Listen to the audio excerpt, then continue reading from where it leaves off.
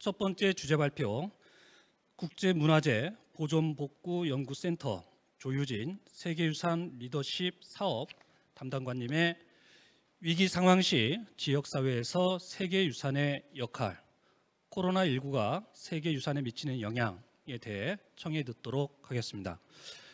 다만 안타깝게도 코로나 때문에 로마에서 한국으로 입국이 어려운 관계로 조유진 담당관님의 강연은 영상 발표로 진행되겠습니다.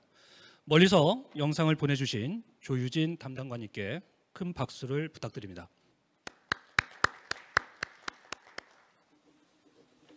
안녕하세요. 저는 이탈리아 로마에 있는 이크롬에 근무하고 있는 조유진이라고 합니다.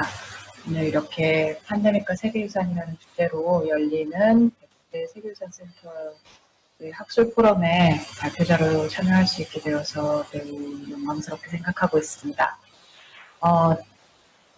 저는 이크롬에서 근무하기 이전에 문화재청에서 약 한 10년 동안 세계유산 담당자로서 근무를 했었던 경험이 있고요.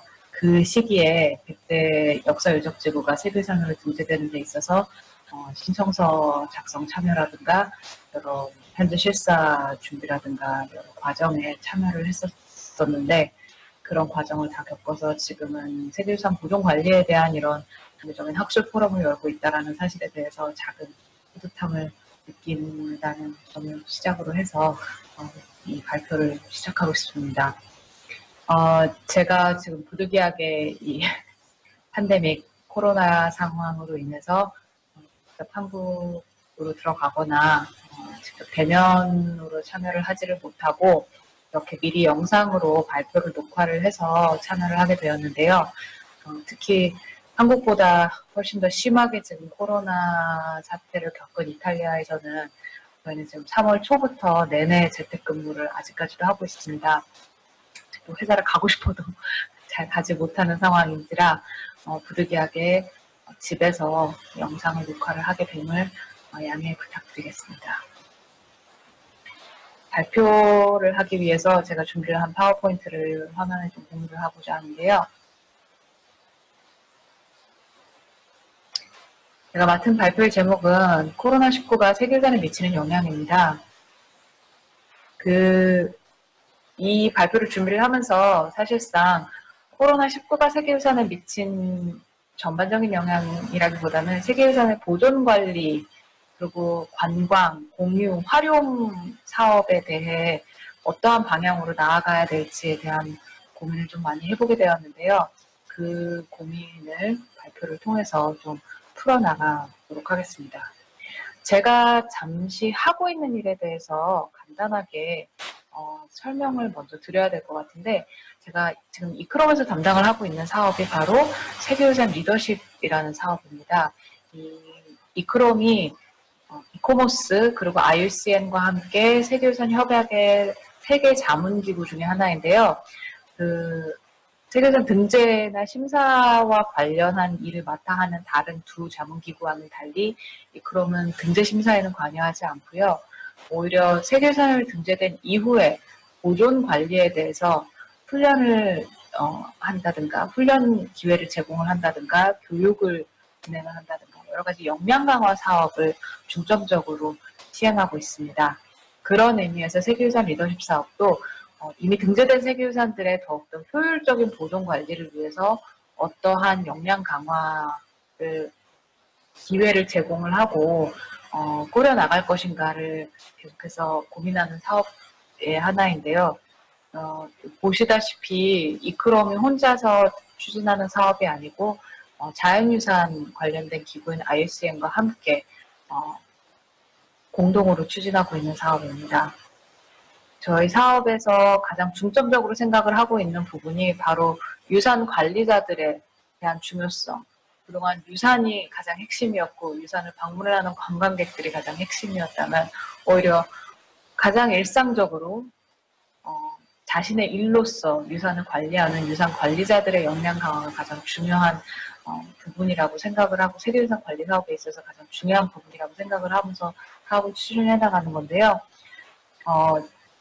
가장 사업의 근간을 이루고 있는 세 가지 주요한 생각이 바로 문화유산이나 자연유산을 구분하지 않고 문화와 자연적인 요소들이 모두 연계가 된 장소를 기반으로 하는 유산 보존 관리가 이루어져야 된다는 점과 하나의 대상물로서, 하나의 객체로서 유산을 관리하는 게 아니라 그 유산에 관여하는 사람들, 그리고 그 유산의 가치를 부여하고 가치를 공유하고 관리하는 그런 사람들에 대한 사람이 중심이 돼서 보존 관리에 접근해야 된다라는 그런 생각. 그리고 단순히 순간적인 그리고 아주 특별한 경우에 있어서의 재해에 대비를 하고 회복을 하는 게 아니라 가장 일상적인 보존 관리에 있어서의 회복 탄력성이 얼마나 중요한지 그 부분을 일상적인 보존 관리에 다 대입을 해서 늘 준비를 하고 있어야 된다라는 그런 기본적인 생각을 가지고 추진을 하고 역량 강화를 추진을 하고 있습니다. 그렇기 때문에 제가 앞으로 약 한 30분간 발표를 하는 내용에 있어서도 계속해서 이 세 가지 중점적인 생각이 근간에 흐르면서 여러 가지 생각을 하게 되는 것을 좀 풀어나가도록 하겠습니다. 제가 시작을 하는 사진으로 꼽은 게 코로나 때문에 집에 재택근무로 이제 계속해서 감금되어 있는 상황에서 어느 날 페이스북을 훑어보는데 과거의 오늘란에 이런 사진이 올라오더라고요. 2015년 6월에 올렸던 사진인데 그 당시에 이제 메르스가 워낙 강하게 우리나라를 강타해서 다른 나라에는 그렇게 큰 영향을 미치지 못했지만 유난히 우리나라가 메르스에 많은 영향을 입었던 것으로 알고 있습니다. 메르스 때문에 모두들 나가는 것을 꺼려하고 명동이 한산해지고 사람들이 없는 상황에서 제가 아이들을 둘 키우는데 그 아이들을 데리고 아이들이 굉장히 좋아하는 그 경기도 어린이박물관에 갔더니 사람이 너무 없어서 늘 사람이 너무 많아서 들어가질 못하고 표를 구하지 못하고 들어가더라도 사람에 치여서 제대로 놀지도 못하고 구경도 못했던 그랬던 경기도 어린이박물관이 메르스 덕분에 너무너무 한산해져서 참 즐겁게 관람을 하고 왔었더라고요. 그래서 저희 아이들만 있고 자원봉사자만이 한산하게 있는 이런 사진을 올리면서 메르스의 순기능이로구나 라고 부제를 붙여서 제가 사진을 올렸던 경험이 있습니다. 이때 제가 순기능이라고 생각을 했던 것이 무엇일까에 착안을 해가지고 이 발표 내용을 좀 고민을 해봤는데요. 사실 저희가 팬데믹이라고 지칭을 하고 익숙했었던 모든 기본적인 생활 구조가 무너져서 그렇지 전염병 자체가 그렇게 새로운 상황은 아닙니다. 코로나가 한창 기승을 부릴 때, 뭐 지금도 기승을 부리고 있지만 코로나가 한창 기승을 부릴 때 인터넷에 많이 돌아다니던 이 인포그래픽인데요.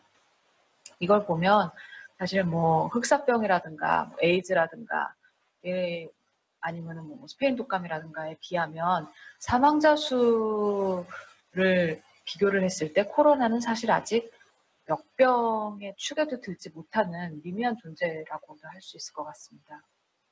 근데 그럼에도 불구하고 저는 사실 이 그림을 보면서 과거의 역병들이 돌 때와 비교를 해서 훨씬 더 신속하고 정확하고 과학적인 의학 정보가 제공이 되고 이에 맞춰서 사회 시스템이 즉각적으로 반응을 하고 대응을 하고 체제가 개편이 될 수 있는 시대에 살고 있어서 참으로 다행이라는 생각을 하기도 했습니다. 그렇기 때문에 어쩌면 이번을 기회 삼아서 전반적인 사회가 개편되고 있는 이 시점에서 문화유산 업계에서도 역시나 우리가 유산을 어떻게 보존 관리를 하고 방문객을 어떻게 받아들이고 해석과 공유를 어떻게 개편해 나갈지에 대한 생각을 하는 것이 중요한 작업이라고 생각을 하는데요. 저희가 사실 이 코로나라는 사태가 재난이잖아요. 재난 상황이잖아요. 근데 그동안 기존에 알고 준비를 해왔던 재난과는 확실히 종류가 다른 것 같습니다. 뭐 그동안에는 지진이라든가 수해라든가 화재와 같은 이런 재난에 대해서 상당 부분 문화유산 업계도 많은 준비를 해왔었고 중요한 화두를 삼아왔었는데 재난의 정의로 본다면 분명히 지금은 재난 상황이 맞습니다.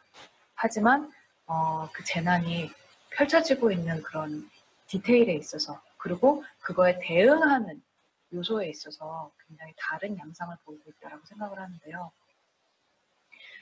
세계유산으로 등재가 되고 나면은 주기적으로 그 등재된 유산에 대해서 보존 관리 현황을 추적을 하고 관리를 하게 되는데 워낙 이제 전 세계에 넓게 퍼져 있는 문화유산이나 자연유산을 다양하게 폭넓은 그 종류의 유산을 포괄을 하는 시스템이다 보니까 기본적으로 그 유산에 영향을 미칠 수 있는 위험 요소로 꼽는 그 종류도 굉장히 폭이 넓습니다.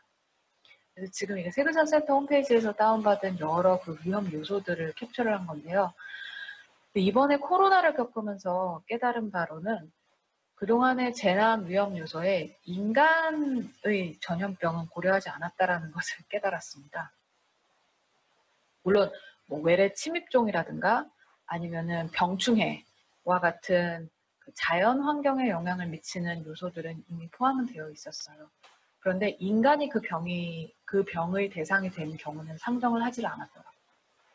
그래서 지금 제가 하고 있는 업무 중에 하나가 2010년에 발간됐었던 이 세계유산 재난관리 매뉴얼의 내용을 업데이트를 하고 새롭게 개정판을 내는 건데 원래는 기후변화에 대한 내용을 중심적으로 더 보강을 하기 위해서 개정판을 내자라는 취지로 시작이 됐던 사업인데 이런 생태 환경적인 인간의 위협을 미치는 생태 환경적인 위험 요소에 대한 부분도 다시 되돌아보고 보강을 하는 과정 중에 있습니다. 근데 이렇게 우리가 익숙해 왔던 여타 다른 재난에 비해서 취해야 되는 대책의 방향성이 완전히 반대라는 점에서 코로나가 많은 시사점을 주고 있는 것 같습니다. 기존에는 사실 재해가 닥친 이후에 수습을 위해서 태안의 기름 유출 사고 때 오히려 더 많은 사람들을 불러 모으고 더 많은 예산을 투입을 하고 그렇게 해서 잔해를 복구를 하고 다시 일상을 회복해 나가는 과정을 겪곤 했는데요. 이런 재해 상황이 아니더라도 사실상 상당 부분 유산업계에서는 사람이 많이 모이고 오고 더 많이 방문을 하는 것이 늘 환영되었었습니다. 물론 이런 과도한 방문이나 관광에 대한 부작용을 인지를 해서 관광의 악영향을 어떻게 하면 줄이느냐를 가지고 고민을 했던 것도 사실입니다. 근데 문제는 사람이 많이 오면 올수록 유산에 대한 해를 끼칠지언정 경제적인 이익이 더 높아지기 때문에 이를 막을 수 없다라는 것이 핵심이었죠. 그런데 코로나 사태로 인해서 아시다시피 완전히 정반대의 상황이 되었습니다. 이게 제가 약 3주 전에 시내에 들어가면서 로마 시내에 들어가면서 찍은 콜로세움의 모습이에요. 원래는 이쪽 길면에 사람이 너무 많아서 건물이 반쯤 다 가려져서 건물 꼭대기 위쪽만 살짝 보이지 보도는 거의 까맣게 사람으로 가득 차 있던 곳입니다. 그런데 이 한여름 8월 피크에 이렇게 한산한 모습을 찍게 될 거라고는 생각을 하지 못했습니다.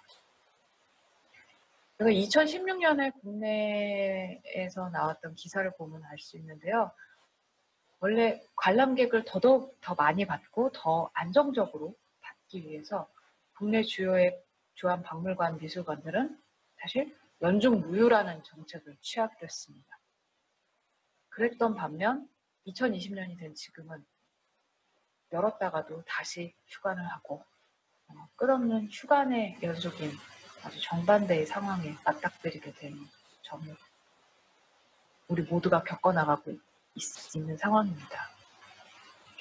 그럼 이런 상황을 어떻게 헤쳐나가느냐에 대해서 굉장히 많은 논의들이 진행 중에 있는데요. 제가 속해 있는 이크롬에서도 이 코로나 사태를 맞이해서 그동안 굉장히 다양한 웨비나 활동을 했었습니다. 그래서 팬데믹에 어떻게 대처해야 하는지 자세, 정책, 방법론 등에 대해서 굉장히 많은 논의를 했었는데요. 쭉 저희 유튜브 채널을 보시더라도 다른 내용도 있지만 가장 주요한 내용은 과연 이 사태를 어떻게 해결해 나갈 것이냐의 핵심이 중점이 많이 두어져 있습니다. 그래서 지금 오늘 이 심포지엄의 2부에서 발표를 하실 외국 연사 두 분 역시도 이크롬 웨비나에서 발표를 하셨던 분들인데요. 이 수많은 논의를 거치면서 제가 스스로 가장 핵심적이고 원론적이면서도 중요한 내용의 키워드로 꼽는 것을 바로 resilience로 꼽고 싶습니다. 최근 몇 년간 이쪽 유산 업계에서 가장 중요한 키워드로 급부상하고 있는 이 resilience라는 단어는요, 한국말로 하자면은 회복력 내지는 회복 탄력성 정도로 번역을 할 수 있겠는데요. 결국 어떠한 시스템이 변화에 대해서 얼마나 잘 대응하고 그에 굴하지 않고 계속해서 발전해 나갈 수 있는지 그 역량, 그 능력 정도로 그 의미를 정리를 할 수 있을 것 같습니다. 자, 그러면은 그러한 역량을 갖추고 있다 했을 때 그 역량을 어떻게 발휘할 것이냐, 그 대응 방법을 어떻게 꾸려나갈 것이냐에 핵심이 있는 건데요. 문제는 과거에 옳은 방법이었기 때문에, 과거에 입증된 방법이었기 때문에 그와 동일한 방법으로 대응을 하는 것이 맞느냐, 그거는 아니라는 데 그 핵심이 있습니다. 우리가 사실 다시 과거로 되돌아가고 싶다, 노멀로 돌아가고 싶다라고 하지만 정말 그것보다는 완전히 과거로 회귀하기보다는 그보다는 좀 더 나은 발전된 모습의 미래를 향해 가고 싶은 것이 사실이겠죠. 그렇게 된다면은 그 변화에 대해서 대응하는 방법이 과거에 검증된 방법이었다고 해서 반복을 할 것이 아니라 새로운 방법을 찾아나가야 되는데, 문제는 문화재 보존 정책은 대체적으로는 과거 체계의 그 기준을 두고 유산 자원을 최대한 변화시키지 않는 것에 중점을 두고 있습니다. 그렇기 때문에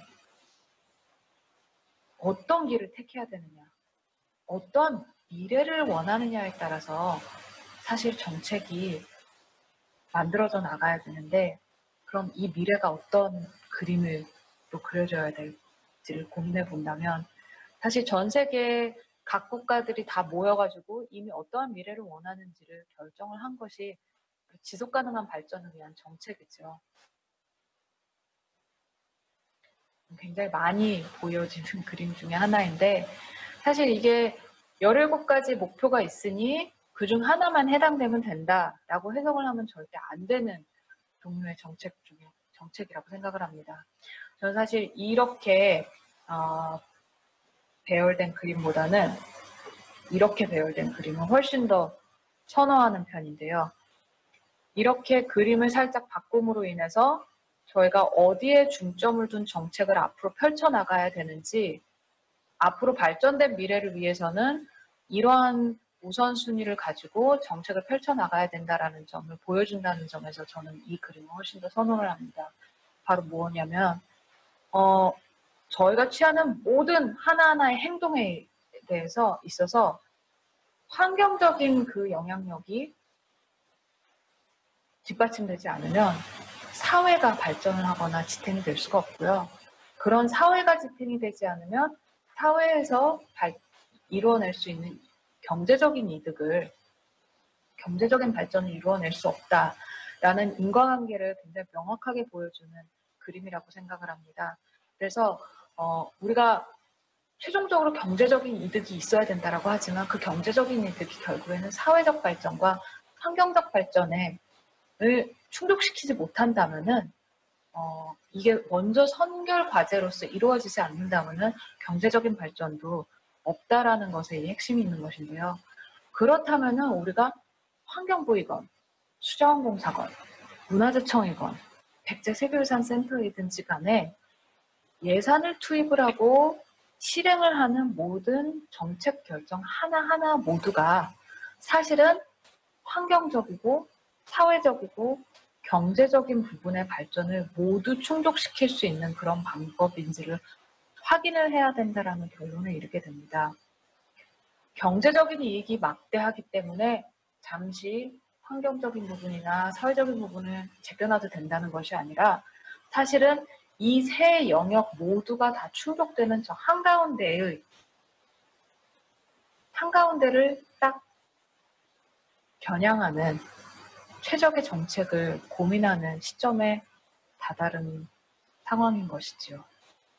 그렇기 때문에 궁극적으로는 환경도 보호하고 사람들의 기본권도 보장하고 사회적 역할을 충분히 하면서도 경제적인 발전에 기여하는 그런 불가능에 가까운 정책을 세워야 된다라는 현실에 맞닥뜨려 있습니다. 근데 사실 이미 문화나 예술의 기능이나 가치에 대해서는 가치가 무엇인지에 대해서는 연구가 많이 되고 있어요. 그래서 문화재가 어떠한 방법으로 기여할 수 있는지에 대해서는 굉장히 기본적인 체계화가 되어 있는 상황인데요. 우리가 이미 많이 고군분투했던 부분들이 지금 당장 경제적인 가치로 환산되기 어려운, 숫자로 꼽기 어려운 사회적인 가치, 정신적 가치, 치유적 가치 이런 것들을 좀 더 객관화시키기 위해서 많은 노력이 이루어지고 있잖아요. 그래서 이런 지금 제가 보여드리고 있는 자료는 바로 영국의 예술위원회에서 구축을 한 자료인데요. 이런 식으로 문화나 예술이 그냥 뭐 자긍심 고취라든가 정신적으로 풍족함을 주는 그런 약간 두리뭉실한 개념이 아니라 실질적으로 이러한 객관화된 수치화된 가치를 가지고 있다. 이러한 기반을 형성을 하고 있다라는 것을 보여주는 이런 자료들을 계속해서 생산을 해내고 있습니다. 그런데 이런 수치화된 객관화된 자료로서 문화재의 효과나 가치를 입증하는 것 못지않게 사실 저희 문화유산 보존 업계에서 탈피하기 가장 힘든 부분 중에 하나가 바로 문화재 제일주의 내지는 문화재 숭엄주의라고 할까요? 이러한 부분이라고 할 수 있는데요. 우리가 보존하고 관리하는 문화재의 가치가 너무나도 크고 정당하기 때문에 그 자체로서 존재해야 된다는 당위성에 빠져서 우리 주변에 뭐가 있는지, 이 문화재 주변에 무슨 일이 일어나고 있는지, 이 문화재를 둘러싸고 있는 사회가 무엇을 원하는지, 그리고 환경에 기여하기 위해서 문화재가 어떠한 역할을 해야 되는지에 대한 고민이 체계적으로 이루어지지 않았다라는 점이 가장 큰 문제인 것 같습니다. 늘 하나의 섬처럼 괴리되고 혼자 둥둥 떠있는 문화재에 너무 익숙해져 있었기 때문에 이 자체만 보존하고 관리하면 된다라는 생각의 틀에 오랫동안 갇혀져 있었던 것 같은데요. 사실은 이제는 그 틀을 벗어나고 전체적인 사회 속에서의 역할을 찾아나가는 데 저희의 큰 과제가 있는 것 같습니다. 그러면 문화재가 혼자 살아남는 것이 아니라 문화재 이외에 어떠한 문제가 있고 그 문제에 대해서 어떻게 대응을 하고 어떤 역할을 해야지 파악을 해야지만 문화재 역시도 살아남을 수 있는 이런 생태계 안에 있다는 것을 인식하는 것이 중요합니다. 이 그림에서 지금 보여지듯이 이런 노드 하나하나가 문화재인 것이 중요한 게 아니라 노드이기 때문에 중요한 게 아니라 노드 간의 연결이 어떻게 이루어져 있는지를 파악하는 것이 가장 핵심이 되는 것이겠죠. 그렇게 됐을 때 이렇게 연결되어 있는 상황에서 지금 여태까지는 저희가 이 문화재가 이렇게 있으면 문화재를 보호하는 데만 급급했는데 그러면은 과연 이 연결고리를 중요하게 생각을 해야 된다라는 것까지 발전해 왔습니다. 이제서야 문화재가 사회 안에서 어떤 역할을 해야 되는지를 파악을 하자, 좀 더 고민을 하자라는 단계에 접어들었는데 지금 코로나 사태를 맞이해서 갑자기 모든 연결고리가 다 끊어져 버린 것이죠. 기존의 연결고리가 사람들 간에. 그렇다면은 저는 사실 개편되는 사회에 있어서는 코로나 시대를 맞이하고 코로나 이후의 시대를 생각하는 데 있어서는 문화유산이나 문화재가 다시금 이 빨간 원의 역할이 되는 것이 아니라 어떻게 보면은 이 서로서로를 연결해주는 이 연결선, 선 역할로서 선 역할을 하는 걸로 바뀌어야 된다라고 생각을 하거든요. 그러면은 무엇을 연결을 해주느냐? 우리 사회 안에 있는 사람들을 연결해주는 선의 역할로 문화재가 다시 거듭나야 된다라는 말씀을 드리고 싶습니다. 이게 이렇게 이론적으로 간단히 그림으로 봤을 때는 사실 상당히 쉬운 말이지만 이걸 실제로 적용을 할 때 어떻게 해야 할 것이냐. 그러면 우리가 무슨 보존관리 정책을 세울 것이냐라고 했을 때는 사실 상당히 어렵죠. 그리고 저도 무조건적인 확실한 답이 있는 건 아니지만 앞서서 봤을 때 방문해 오는 모든 사람들을 대량으로 그런 관광객을, 방문객을 받아들이는 그런 시대를 이제 벗어난다라는 것을 짚었는데 이런 상황에 있어서는 저희가 문화유산에 대한 공부와 문화유산의 가치를 발굴하는 것에 대한 공부를 하는 것뿐만 아니라 그에 못지않게 이 문화재의 가치를 형성하고 부여하고 관리하고 향유하는 사람의 종류에 대한 공부가 필요하다라고 생각을 합니다. 문화재와 관여하는 사람의 요소가 어떻게 구성되어 있는지를 파악하고 유산 보존 관리에 이들을 어떻게 하면 적극적으로 참여를 시키고 역할을 증대해 나갈 수 있는지에 대한 방법을 고민을 해 나가야 하는데요. 결국에는 모든 사람이 다 똑같은 사람이 아니듯이 여러 종류의 사람이 문화재와 관계를 하게 됩니다. 예를 들면은 문화유산을 보존하고 관리하는 데 있어서 관리에 참여하는 사람들이 있죠. 쉽게 말해서 문화재청에 근무하는 공무원들이라든가 아니면 여러 문화 이제 지역에 있어서 구역에 있어서 관광 해설을 하시는 해설사분들이라든가 청소를 하시는 방호원분들이라든가. 근데 그런 분들의 관리에 참여하는 사람이 있는가 하면요. 장소의 의미에 직접적으로 더 기여하는 사람들이 있습니다. 예를 들어서 하회마을이나 양동마을, 사람들이 거주하는 마을로서 주민들이 없으면 마을이 전혀 형성이 될 수가 없잖아요. 그런 전통마을에 거주하시는 주민분들은 사실상 더 이상 그 유산을 관리하는 관리자가 아니라 유산의 의미에 기여를 하는 의미 기여자가 됩니다. 즉 훨씬 더 주체적인 입장에서 유산에 기여를 하시는 사람의 종류의 카테고리에 들어간다라고 할 수가 있고요. 그렇다면 방문객은 어떻게 됩니까? 방문객은 사실 기여하는 바나 관리에 참여하는 바는 딱히 많지는 않죠. 오히려 그 방문객으로 인해서 내지는 방문객을 주선하는 그런 관광회사들이라든가 관광업계 같은 경우에는 이 문화재로 인해서 발생한 이익을 나눠 갖는 그런 종류의 사람으로 구분을 할 수 있을 것 같습니다. 그러면은 이렇게 사람의 종류에 대한 문화재를 향유하고 가치를 공유하고 가치를 증대시키는 그런 여러 종류의 사람에 대한 파악과 이에 맞는 보존 관리 방법을 세우는 것이 가장 우선순위가 아닐까 싶습니다. 그렇다면 이런 사람들에 대해서 어떻게 대응을 하느냐? 결국에는 가장 가까이에서 가장 많은 기여를 하는, 죄송합니다. 제가 하나 더 다시 되돌아가자면 장소의 의미에 기여하는 사람이나 장소의 관리에 참여하는 사람들, 이 사람들을 더 위주로 보존관리 정책을 세우고 실행을 해 나가야 되는 쪽으로 초점이 바뀌어야 되지 않을까. 그렇게 됐다면 문화재가 지역 내에서 어떤 역할을 해야 되는지, 경제적으로, 사회적으로, 문화적으로, 교육적으로 어떠한 역할을 해야 되는지에 대해서 훨씬 더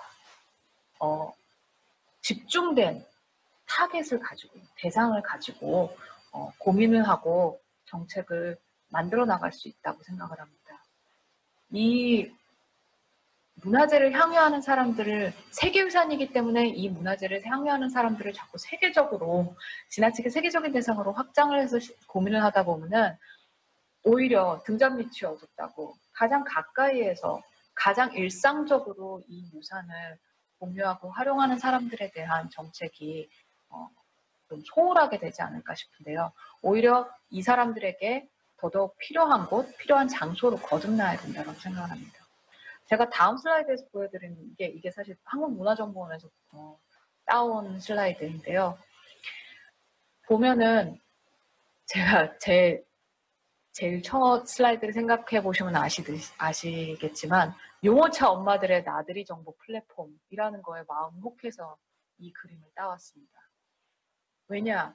결국에는 이 문화재가 있는 곳에서 가장 적극적으로 활용하는 사람들이 필요한 부분이 무엇인지, 이 사람들이 필요로 하는 부분이 무엇인지를 파악을 해서 제공을 하는 것으로 점점 바뀌어 나가야 된다고 생각을 하거든요. 그러면은 멀리서 한 번 오는 사람이 중요한 게 아니고요. 이곳에서 사는 지역의 주민들이 매년, 매달, 혹은 매주 올 수 있도록 갖고 나가야 하고 꾸려 나가야 된다라고 생각을 해요. 그래서 이 유산과 함께 살아가면서 늙어가는 프로그램을 계속 만들어 나가야 되는 것이 아닌가.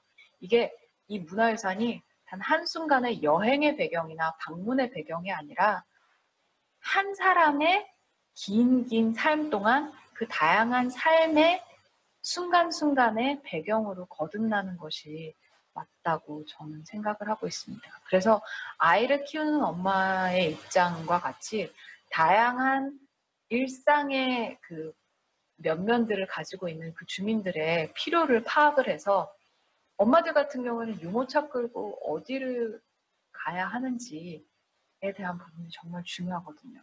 그러한 그 필요성을 파고들어가지고 정책을 꾸리는 것이 정말 중요하지 않나 싶습니다.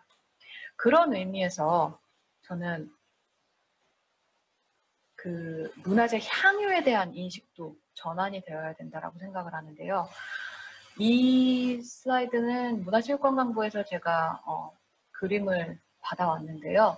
보면은요, 이 문화향유권이라고 키워드를 쳤을 때 나오는 그 정책 공보 자료입니다. 근데 문화향유권이라고 해서 다른 문화 분야에 있어서는 예를 들어서 뭐 음악이라든가 스포츠라든가 공연이라든가 이런 것들에 있어서는 그 향유권이 굉장히 적극적이에요.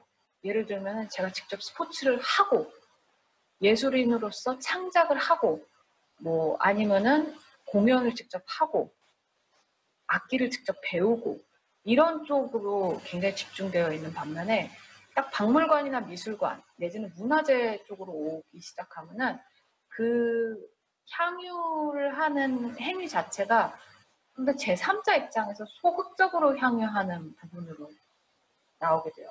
그냥 보고 듣고 관람하고 내가 직접적으로 뭔가를 하는 게 아니라 그냥 보고 듣고 관람하고 약간 한 발짝 떨어져서 소극적 향유를 하는 것으로 기존 체계가 굉장히 잡혀 있더라고요. 그러면은 오히려 자꾸 대량의 사람들이 다수의 사람들이 와서 소극적으로 향유를 하는 게 아니라 패러다임을 완전히 바꿔서 소수의 사람들이 와서 직접적으로 문화재를 만들고 바꿔 나가는 쪽으로 이제는 바꿔 나가는 것이 맞지 않나라는 생각을 하게 되었습니다. 제가 이 발표를 준비하면서 여러 가지 자료를 보는데 포스트 코로나 문화재 행정 토론회라는 행사가 7월 말에 고문박물관에서 열렸더라고요. 그래서 사실 코로나 시대여서 너무 감사했던 게 유튜브에 다 생중계가 되는 바람에 제가 이 이영만리 로마에서도 다 듣고 공부를 할 수가 있었어요. 근데 이 토론회를 보면서 80% 이상의 세계유산 지역이 코로나 사태를 맞이해서 폐쇄를 하고 문을 닫았다는 내용을 굳이 제가 이번 발표에 넣지 않았던 이유도 사실 이런 토론회에서 이미 그런 내용을 다 짚으셨기 때문에 제가 과감하게 뛰어넘고 결론을 여기서 오히려 배웠는데요. 사실 이 서너 시간 남짓 되는 토론회에서의 내용을 듣다 보니까 앞으로 더더욱 문화유산 업계에서의 디지털화는 거스를 수도 없고 꼭 거쳐 나가야 되는 앞으로의 그 방향이라고 생각을 하게 되었습니다. 근데 디지털화의 중요성과 그 필요성을 제가 적극 인정을 하고 사실 지지를 하는 바인데요. 여러 발표 중에서 제가 가장 인상 깊게 들었던 부분은 바로 지금 이 코로나 사태를 맞이한 사람들이 가장 원하는 것이 무엇인지를 발표하신 분이 되셨어요. 자료를 정리를 해서. 근데 그때 나온 결론이 결국에는 사람들이 지금 당장 원하는 건 다른 사람이 없는 곳에 가서 자연에서 쉴 수 있었으면 좋겠다.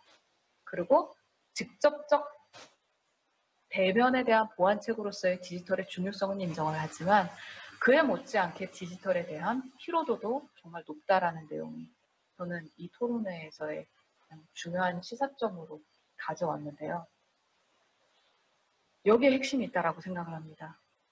다른 사람, 나 이외의 다른 사람이 많지 않고 자연에서 쉴 수 있는 곳으로서의 최적의 조건을 갖춘 곳, 그리고 지금 당장 그렇지 않더라도 그렇게 만들 수 있는 곳이 바로 문화재시였거든요.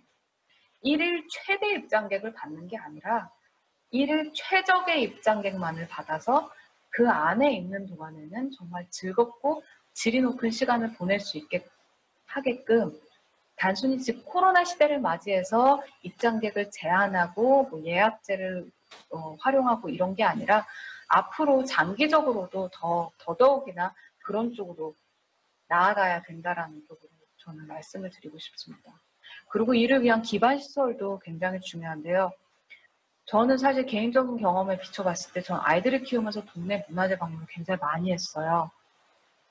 근데 그 이유는 어디 멀리 가지 않아도 바로 집 근처에서 아파트 놀이터와는 다른 일상적인 동네와는 조금 다른 분위기에서 안전하게 아이들이 자연 속에서 뛰어놀 수 있고 제가 역시 공기 좋은 곳에서 쉴 수 있으며 그러면서도 화장실이나 뭐 먹거리 같은 간단한 편의시설도 모두 갖춰져 있었기 때문이거든요.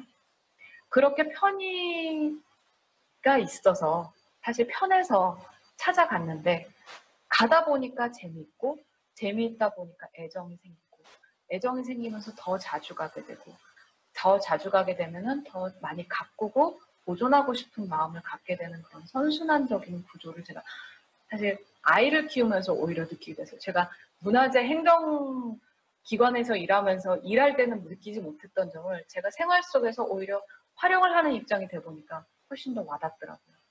근데 그러게 하기 위해서는 문화재가 하나의 톡 튀어나온 시설이 아니라 모든 사회의 전반적인 부분들과 완전히 융합이 돼서 딱 맞물려 떨어지는 그 안에서의 역할을 할 수 있는 장소로서 거듭나야 된다라고 저는 말씀드리고 싶습니다.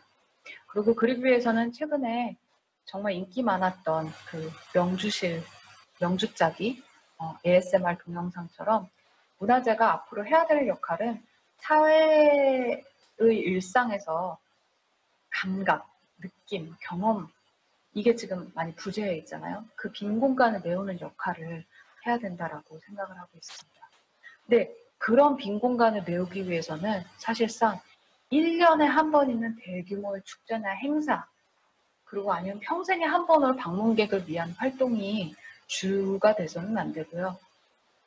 다만 5사람, 10사람을 위해서라도 적은 수의 사람을 위한 다수의 다양한 활동 그리고 같은 사람이 오랜 시간에 걸쳐서 자주 올 수 있게끔 하는 형태의 방문 정책을 만들어야 할 시점이라고 생각을 합니다. 즉 단순한 방문객의 숫자 총량이 중요한 게 아니고요. 같은 사람이더라도 계속해서 올 수 있는 그런 팬덤을 만드는 문화를 형성을 해나가는 게 가장 핵심이 아닌가 싶습니다.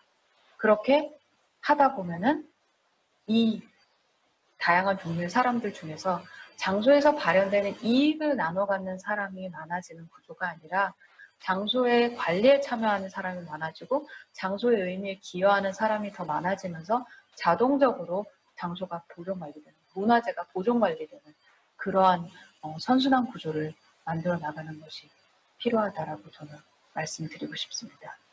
이런 거를 주장을 하면서 사실 또 여러 가지 고려돼야 될 상황들이 있는데요. 그렇게 되면은 보기 좋은, 방문하기 좋은 그런 곳을 만드는 게 아니고요. 살기 좋은 곳을 만드는데 문화재가 기여를 해야 된다라는 것이고요. 단순히 한 번 방문하고 일회성의 행사를 진행하는 곳이 아니라 내가 일상을 놀고 즐기고 내 인생의 중요한 순간을 경험해 나가는 장소로서 뽑아 나갈 수 있을 만한 그러한 장소로 자리매김하는 것이 굉장히 필요하지 않나 싶습니다. 근데 이랬을 때 여러 가지 또 고려 사항들이 있는데요. 세계유산으로서 일상을 함께 살아가는 지금 지역 주민들에 대한 고려를 최우선적으로 하고 있는 정책. 근데 그 주민들도 언제나 늘 뭉뚱그려서 지역 주민 대표, 언제나 거론되는 그런 분들이 아니라 정책의 입장에서는 누가 가장 소외되었고 누가 가장 혜택을 못 받았는지에 대한 주기적인 점검과 대처가 필요하다라고 생각을 합니다. 그래서 최빈계층, 이민자, 노인, 아이들, 사회적 약자들에 대한 고려를 가장 주체적으로 많이 해야 된다라고 생각을 하고 있고요. 그리고 또 한 가지 꼭 고민이 계속해서 확장되었으면 하는 부분이 세계유산이기 때문에 내지는 지정된 문화재이기 때문에 획일적인 내용으로서 계속해서 그 정형화된 정보가 계속해서 반복되고 그걸 배워나가야 되는 공간으로서의 문화재가 아니라 해석도 다양하게 되고요. 설명 방법도 다양해지고요. 그 해석된 내용을 즐기고 공유하는 방법도 더없이 확장되어 나가는 그러한 문화재 보존관리 방법이 계속해서 증가해 나갔으면 하는 바람이 있습니다. 그래서 과거에 만들어졌던 문화재로서 그 세계유산적 가치도 정말 중요하지만 그 세계유산적 가치를 보존하기 위해서 지금의 우리들이 살아가는 일상의 모습이라든가 우리가 꾸려나가는 문화적인 행태들, 그런 삶의 순간순간 단면들도 계속해서 그 역사의 층위에 더해질 수 있고, 그래서 일정 부분의 역할을 하는 게 기여하는 부분이 기록이 되고 인지가 될 수 있는 쪽으로 발전해 나갔으면 좋겠다는 그런 생각을 가지고 있습니다. 긴 시간 발표 들어주셔서 감사드리고요.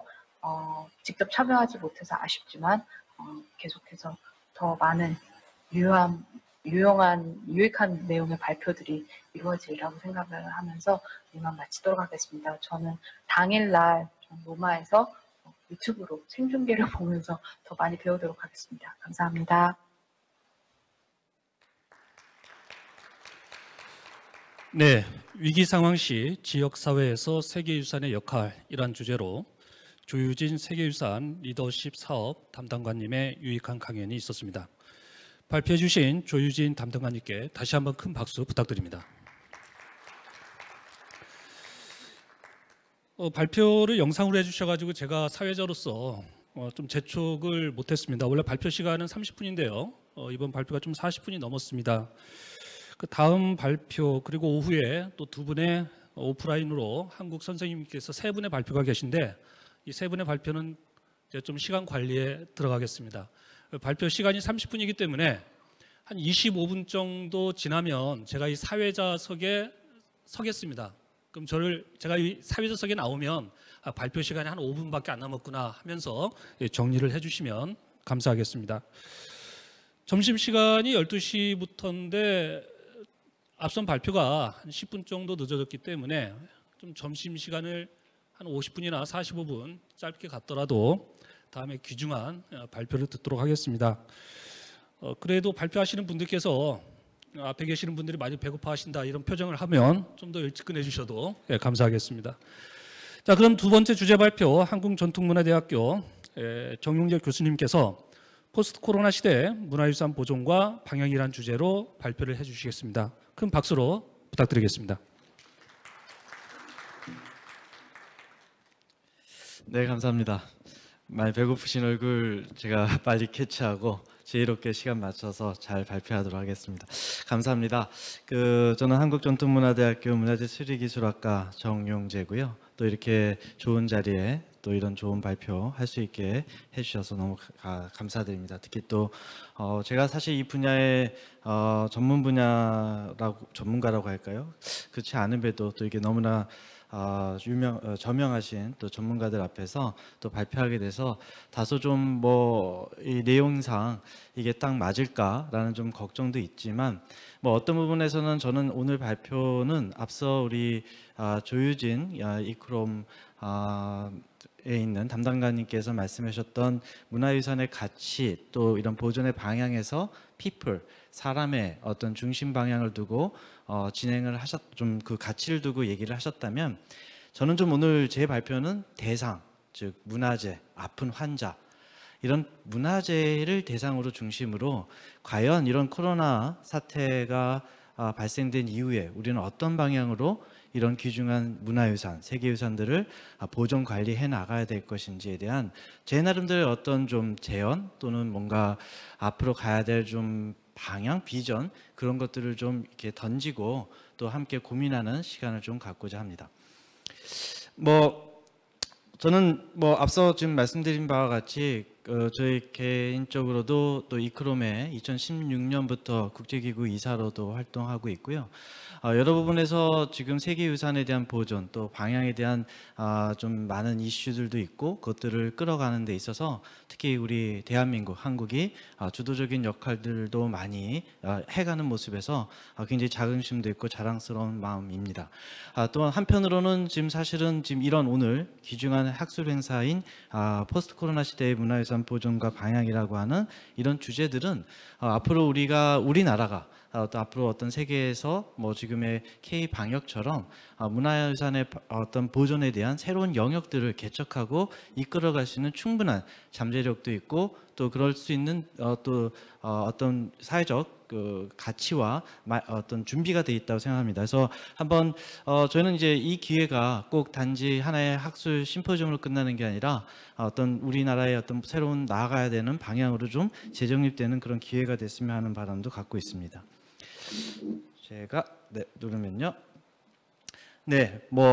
지금 이 코비드 19이라고 하는 이 부분들은 지금 마크 주크버그가 얘기한 얘기처럼 다신 돌아갈 수 없는 것 같습니다. 결국은 우리는 이 위험을 피해갈 수는 없는 것 같고요. 직면한 상황이고 그러면 분명히 이거에 대한 대안을 만들고 새롭게 저희가 어떤 정책이 됐든 어떤 매뉴얼들을 만들어갈 필요가 있습니다. 아마 지금의 남녀노소 하물며 저희 지금 초등학교 5학년 제 딸부터 물론 저희 대학생 제 큰딸까지 포함해서 또 우리 어머니 80 넘으신 어머니까지 포함해서 진짜 남녀노소가 다 지금의 이 단어는 다 익숙한 단어가 돼가고 있습니다. Untact, New Normal. 참 갑자기 영어가 나와서 처음엔 저도 이게 무엇을 의미하나 생각했던 게 금년 초이기도 했지만 지금 모든 국민들이 이 언어에 익숙하고 또 이 언어에 따라 이 언어로 어떻게 변화될 것인지 고민해가는 시대가 되는 것 같습니다. Untact. 비대면입니다. 과연 이 부분들은 우리가 문화유산 보존에서 어떻게 적용해 가야 될까요? 또 New Normal, 또 그렇다면 이러한 세상이 변할 때 우리 문화유산 보존이라고 했던 저도 이제 문화유산 보존의 영역에 들어와서 활동하고 있는 지가 20년 넘게 활동하고 있지만 이런 새로운 가치들을 어떤 모습으로 풀어갈지에 대한 도전과 사회적 직면을 하고 있는 현상입니다. 미치는 영향, 부정적인 영향들에 대해서는 지금 뒤에 이제 발표해 주실 연사분들께서도 언급이 되겠지만 박물관, 미술관, 국민들이 유적들이 많은 부분들이 휴관이 됐죠. 그리고 잠시 다시 어떤 사회적 거리두기 단계 상승에 따라서 계속 재차 개관과 폐관을 지금 반복하고 있는 실정입니다.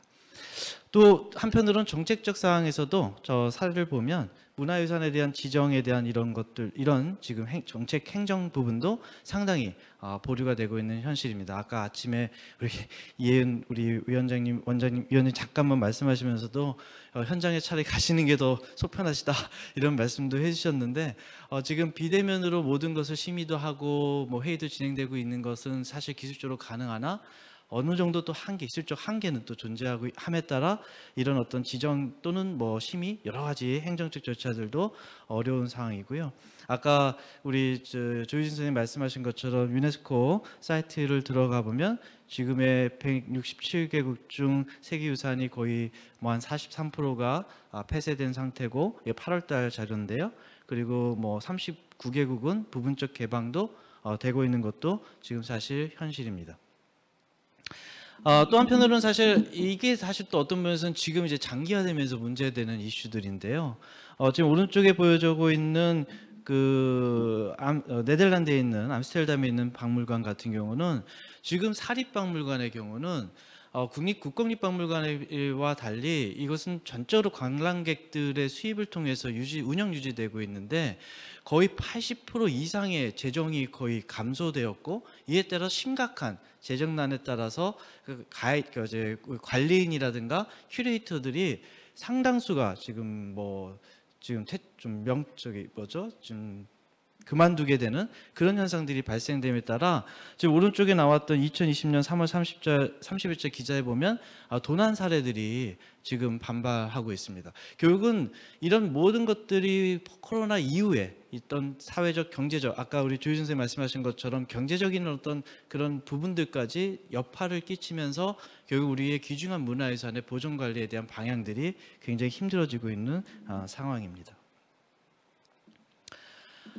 그리고 뭐 다양한 사이트에서 뭐 여기 아프가니스탄에 있는 우리 톱다라 스투파라든가 2016년부터 복원 작업이 진행되다가 지금은 이제 전문가들이 철수함에 따라서 지금 스톱된 거고요.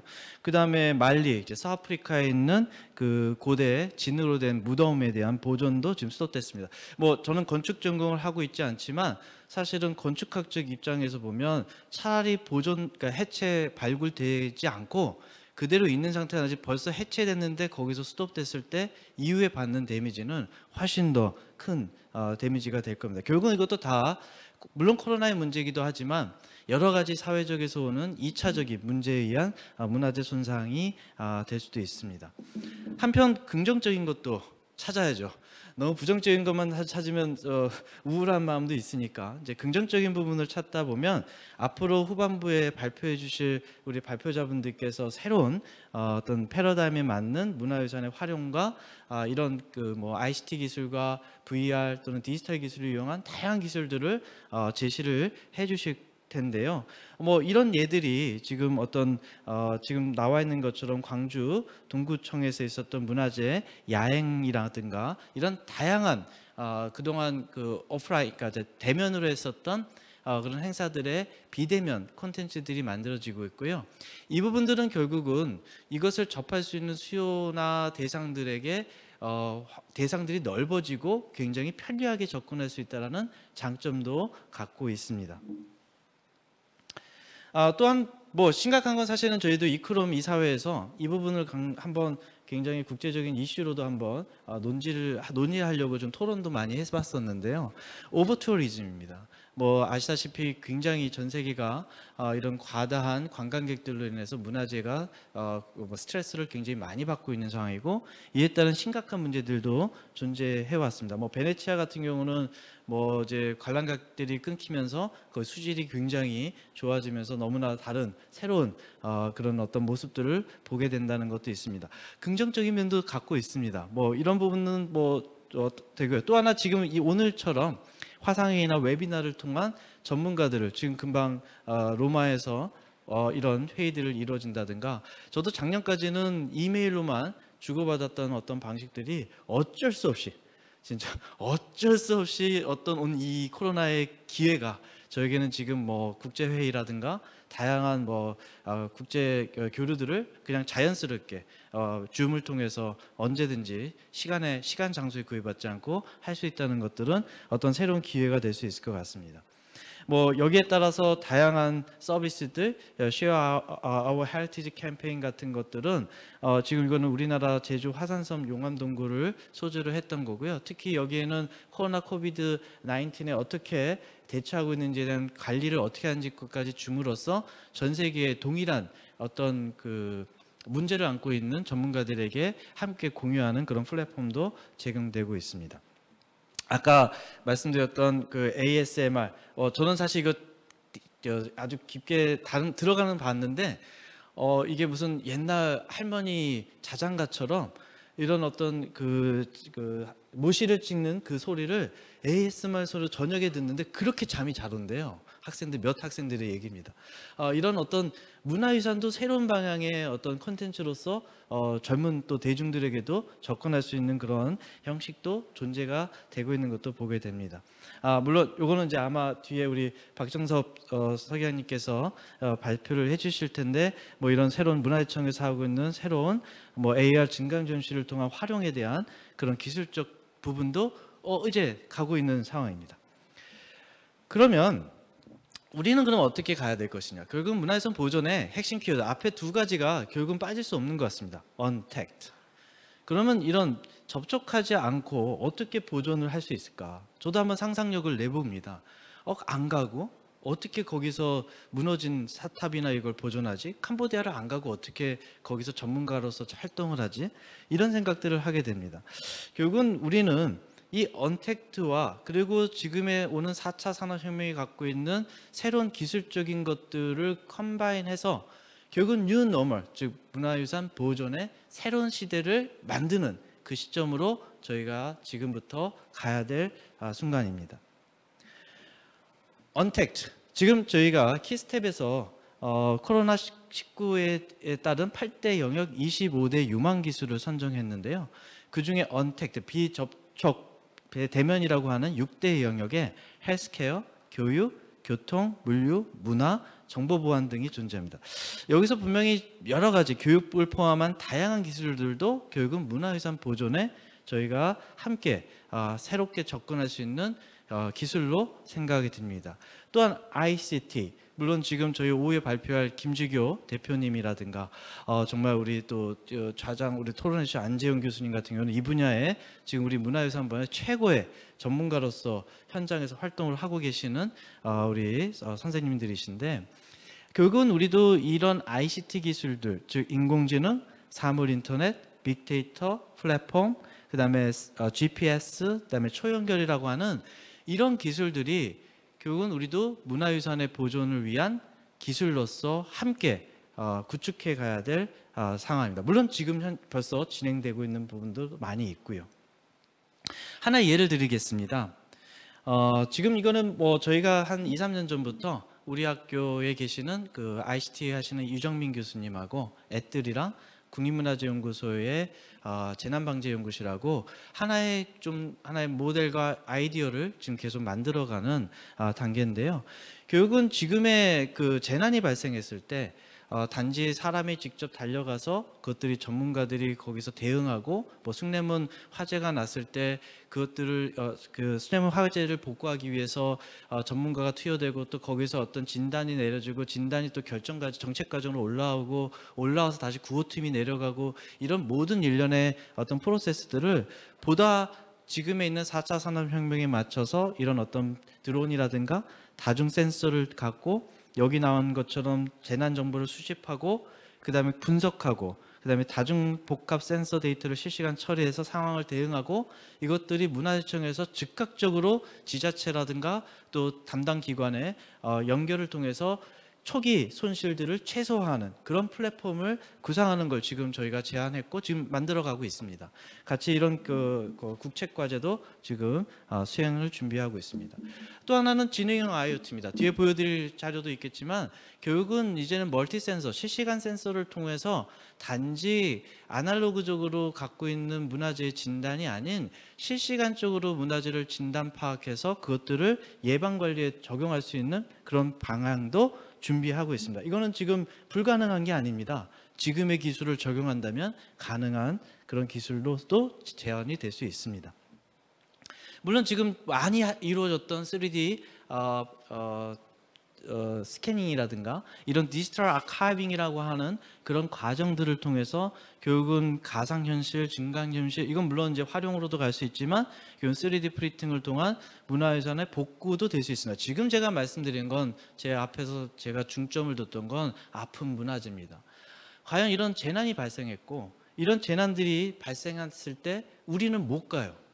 그 현장에 접근은 못하고 있고 거기서는 무너지고 있다면 과연 우리는 무엇을 대안으로 미래에는 가야 될 것인가 라는 것입니다. 여러분들 디지털 트윈이라고 굉장히 뜨거운 이슈입니다. 뭐 물론 이것도 2년 전의 이슈니까 지금은 이 분야에서는 한물 갈 수도 있겠지만 새로운 이제는 하나의 그 키네틱 움직임까지도 동일하게 트윈 복제를 만들어내자라고 하는 그런 기술들이 일반 산업 현장에서 지금 적용되고 있습니다. 그 사례입니다. 동영상 좀 부탁드리겠습니다.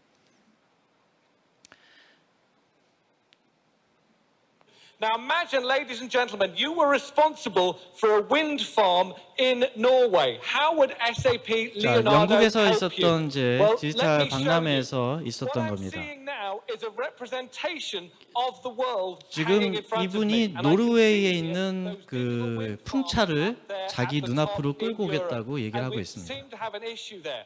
Now what I want to do is I want to bring, rather than sending somebody to Norway, we're going to use the power of SAP Leonardo and bring Norway to Orlando. So please watch the two outside screens as I issue the command, Copilot, take us to Norway. 자, 노르웨이에서 자기가 이제 아까 말한 IoT 실감 센서 기술과 여러 가지 키네틱 센싱 정보를 통해서 지금 노르웨이에 있는 풍차를 끌고 왔습니다. 그리고 지금 이게 단지 형상, 그러니까 비주얼만 끌고 온 게 아니라 지금 움직이고 있는 풍속과 풍향에 대한 키네틱 정보까지 같이 끌고 옵니다. 지금 저렇게 돌고 있는 겁니다. 현장에서. So I can say, Copilot, show me stress map. 그리고 스트레스 맵을 치면 결국은 많은 만약에 문화재라고 그러면 많은 기둥 중에 그 가운데 있는 기둥에 많은 스트레스가 몰려 있는 것도 정보를 획득할 수 있습니다.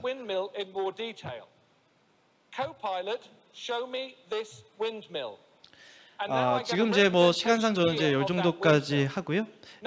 지금 이 자료는 4개의 키네틱 센서만 부착되어 있습니다. 그것들을 실시간으로 받고 결국은 관리할 수 있다는 거죠. 뭐 이런 상상력을 해보면 석굴암에 대해서 만약 우리가 이런 걸 달아놓는다 그러면 저희가 가지 않더라도 디지털 트윈을 통해서 그 석굴암 내부의 움직임, 공간의 환경, 또 여러 가지 지금 문제, 만약 지진이 났을 때 어떤 시각적인 반응들을 저희가 대응할 수 있는 그런 어떤 시스템들도 가능할 수 있는 시대가 열려졌습니다. 제가 이제 이거를 뭐 이런 디지털 트윈 자체가 뭐 중요하다 그런 것들을 말씀드리는 게 아니고요. 결국은 그러면 저는 고민을 해봤어요. 무엇이 갈 수 없어요. 그리고 저희가 언택이래요. 가면 안 된대요. 접촉하면 안 된대요. 근데 저기 아픈 환자가 있어. 그럼 과연 무엇이 해결책이냐 이거죠. 그랬을 때 저는 뭐 새로운 어떤 아이디어를 뭐 물론 새롭지는 않죠. 뭐 어떤 제안한다면 결국은 지금 의료계에서도 접근하려고 하는 원격 의료라고 하는 플랫폼들이 가능하지 않을까 합니다. 뭐 지금 것처럼 뭐 여러 가지 의료에 대한 공유 플랫폼, 아까 디지털 트윈 그 시스템은 벌써 의료로 들어가 있습니다. 저희 심장이 어떻게 뛰는지 이걸 실시간으로 센서로 걸으면 저쪽 A라는 병원의 담당자가 저를 딱 치면 제가 지금 컨디션이 어떤지 다 볼 수 있는 그런 정도까지 필립스에서 그런 어떤 기반 베이스까지도 구축되어 있는 것도 사실입니다. 어쨌든 그런 어떤 원격 진료처럼 저도 이런 문화재 원격에 관련된 어떤 시스템들도 가능하지 않을까. 즉 문화재 과거 이력 및 기록화를 공유 플랫폼을 만들고 상태 진단을 위한 모니터링 구축을 하고 측정 장비를 그러니까 센싱 기술을 만들고 모니터링을 한다면 거기에 따라 진단이 되고 저희가 어떤 가상의 그런 모습들로 만들 수 있는데 제가 한번 상상을 해봤습니다. 지금 이게 PDF 파일이라 시뮬레이션이 되지 않는데요. 가령 갑자기 왕사지에서 이게 지금 우리 국보 제187호인 금동대학로인데요. 발굴이 갑자기 됐어요. 근데 그 현장에는 주말인데 전문가가 없어. 금속이나 유물 전문가가 없어. 그리고 만약 제가 전문가인데 저는 뉴욕에 출장 중이야. 그랬을 때 이 상황을 어떻게 대처할 것인가 라는 걸 보면 지금 보는 것처럼 가상의 VR과 지금의 이런 ICT 기술을 통해서 현장에서 바로 그것을 대처할 수 있는 대응 시스템이 될 것이고, 그리고 바로 거기서 처방이 내려지겠죠. 그리고 전문가들끼리 국제 협력을 통해서 이거에 대한 방안 솔루션을 주고, 그리고 해결 방안의 우선순위에 따라서 처리해 가는 과정들로 나갈 수 있지 않을까 상상을 해봅니다. 그리고 이 상상이 가능할 것 같습니다. 그러면 또 하나는 저는 또 고민이 갖고 있습니다. 이런 코로나19 이후에 여러 가지 문제점들이 있는데 거의 지금 갖고 있는 해결책이 되는 어떤 솔루션을 갖고 있는 기구들이 없습니다. 물론 저도 아까 조효진 선생님 이크롬이라고 하는 국제문화유산 보존 복구 연구센터라고 하는 국제기구가 있지만 사실 그 국제기구 내에도 많은 전문가들이 존재하고 있는 건 아닙니다. 그렇다면 이걸 어떻게 신속하게 대응할 것인가? 가령 스촨섬에 지진이 났을 때 거기에 따라서 물론 NGO 형태의 다양한 국경 없는 의사회도 들어가고 또 다양한 경제적으로도 들어가고 여러 팀들이 들어가서 그것을 국제적 이슈로서 그 중요한 세계유산을 어떻게 다룰 것인가, 인명을 어떻게 보호할 것인가, 이런 체계는 있는데 문화유산에도 그런 부분들에 대한 어떤 국제 대응팀을 만들어서 우리가 유지하는 것은 어떨까, 이런 생각도 해보게 됐습니다. 물론 거기에 여긴 다루지 않았지만요, 저는 과감하게 제안한다면 디지털 헤리티지 모니터링 인터내셔널 센터가 될까요? 어쨌든 이런 국제 디지털, 그러니까 우리가 이런 지금의 ICT를 이용한 디지털 컬처럴 헤리티지에 관련된 모니터링하는 국제센터를 만드는 것도 가능할 것 같고, 그것이 우리 한국에서 주도적으로 나갈 수 있는 방향도 되지 않을까, 그런 생각을 마무리하면서 이상 발표를 마치도록 하겠습니다. 감사합니다.